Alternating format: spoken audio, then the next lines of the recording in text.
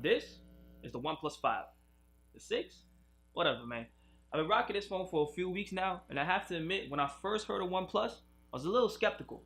I mean, a new company that's trying to take on Android and Apple at a fraction of the price sounds too good to be true, man. But because I desperately needed to upgrade from my old phone, and this was under $500, I decided to give it a try. And you know what? I love this thing.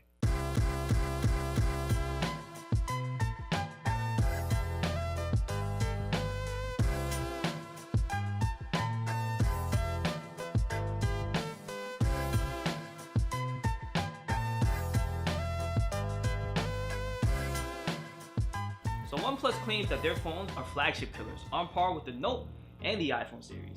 There's been a considerable amount of hype around the company, but anytime I buy anything, I like to dive deep and find out what it is that I'm compromising when I pay for a phone that's half the price of the regular flagship.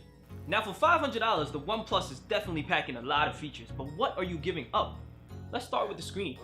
Phones that are coming out this year rocking 1440p infinity display screens, whereas the OnePlus, you only get a 1080. Now, while I'm using it, I don't really notice it that much, but because I came from a Note 5, I noticed a huge difference, especially while I'm watching media. Side by side, the difference is clear. Color is definitely a lot more vibrant on the Note 5, so even though this is a 2-year-old phone, it still has one of the best displays on the market, even if it's got big bezels. However, if you're just going about your day and you're just using your phone for work purposes and not really into consuming media, you're not really going to notice a difference while you're using the 1080p on the OnePlus. In fact, I actually don't mind it. However, there is one aspect of the screen that I do not enjoy, and that is, it's not that bright. Here's the max brightness on the Note 5, and here's the max brightness on the OnePlus. Indoors, it's fine, but when I'm outdoors, I find that using it is a little difficult. The speaker on the bottom of the phone ain't exactly all that either. The sound quality is meh. You could actually hear some vibrations when you play music with heavy bass. There's also no expandable storage, which is a bummer for any phone that could record video in 4K. There's also a lack of aftermarket accessories for this phone. Aside from some D-brand skins, you can't really customize your phone to be your own, seeing as how there's really only like 4 phone cases and like 2 different brands of screen protectors on the market. And last but not least, even Apple has caught up to the modern era and released phones with waterproofing as well as wireless charging. The OnePlus 5 has neither. So if this phone is slacking so hard, why do I love it so much? Well, you have to understand OnePlus is about compromise. They have to cut back on some components in order to keep the price low. And so wireless charging, waterproofing, 1440p, and all, even my beloved S Pen, unfortunately are part of those cutbacks. But in return, you still get a kick-ass phone. There's a lot of hardware in here that can keep up with today's flagships and sometimes even whoop that ass. Dual cameras are all the craze this year, and you have that on the OnePlus. You get a 16 megapixel and a 20 megapixel lens respectively, with a sensor size that's not that much smaller than a Note 8 or the iPhone 8. Picture quality on both the regular lens and the zoom lens are pretty great. And like I said, the OnePlus 5 can record 4K video, but we don't have optimized image stabilization like the Note and the iPhone does. However, we do have electronic image stabilization, and as you can see from here, it's not that bad. Battery life on the OnePlus is pretty damn good too. It's rocking a 3300 milliamp battery, and a single charge gives me a healthy amount of GPS, YouTube, selfies, and a whole bunch of Bitmojis. A single charge on moderate use will usually leave me at 25-30% after a 10-hour day. Currently, OnePlus offers the phones in 2 models. You either get a 6GB RAM with 64 gigs of storage, or you can get 8 gigs of RAM with 128 gigs of storage. The phones run at $479 and $539 respectively. However, at the time of this recording, OnePlus is offering a student discount program where you get 10% off, which means you can get the 8 gig version down to the price of the 6 gig version. And for double the storage, that's pretty much a no-brainer. I'll leave a video right here that compares the speed between the 6 gigs and the 8 gigs. And that's perhaps the biggest selling point of the OnePlus 5, the speed. It's blazing fast, it's almost overkill. It's rocking a Snapdragon 835 processor, and with 8 gigs of RAM, you almost get 0 at reload time. You also get a blazing fast fingerprint scanner that unlocks your phone in a matter of milliseconds.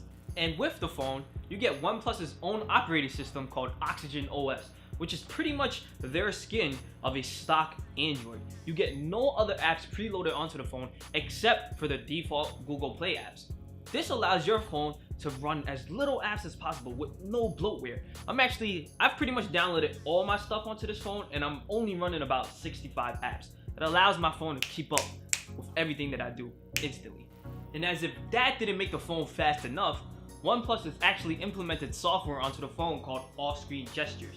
What this allows you to do is program your apps to a certain gesture while the phone is off. For example, this allows me to bring up the flashlight relatively quickly by just drawing a circle and the flashlight turns on. Drawing another circle turns it off. Now, I did mention before that the sound quality isn't really that great, but it's a cell phone speaker. You don't really need it to be a high quality speaker. Although, the plus side of this is that it's really freaking loud. I was using it while biking the other day with my girlfriend, and she was biking about 4 feet behind me and she could still hear it pretty clearly. And when I'm driving in the car, the GPS is actually talking over us. I actually have to turn it down to about half volume in order for it to be comfortable. So to be honest with you, the speed of the phone really helps make up for the flaws that I pointed out earlier. And you know, it might not have waterproofing and that's fine. I won't use my phone in 15 minutes during my shower. It doesn't have wireless charging. That's okay too. And that actually brings me to my most favorite part of the phone, dash charging. Holy fuck, dash charging. If you're using the charger head and the wire that comes with the phone, you can actually activate dash charge, which will charge your phone 60% in 30 minutes.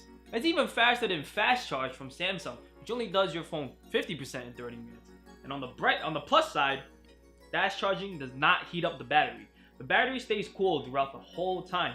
Unlike my Note 5, on the first day I've gotten it, I plugged it in for the fast charge, my battery would heat up while it's charging. That's actually one of the big reasons why the Note 7 became a bomb. Dash charging has been so convenient that I don't even charge my phone overnight. I wake up in the morning, there's 30%, half an hour it takes me to shower, get ready, eat breakfast, my phone is at 90% and ready to last me the entire day. At the end of the day, the OnePlus 5 is not the perfect phone, but for $500, that's pretty hard to beat. I mean, think about it. The iPhone X comes out a little later this year, and it's gonna cost almost about 3 times as much. I say 3 times because 64 gigs of storage with no expandable memory is pretty much useless for a phone that records 4K video. And over here, the Note 8 just recently came out, and it's almost $1,000. It'll definitely be interesting to see how the OnePlus 5 matches up against the Note 8 and the iPhone X. Alright y'all, so thanks for checking out the first episode of Justin Everyday Tech. I'm gonna have the full review of the Note 8 as soon as I'm done playing with it for a few weeks. So let's see how the OnePlus 5 is gonna stack up against this monster. Alright, hit that like, hit that sub, hit that share if you enjoyed the video, and I'm gonna see y'all next time. Deuces.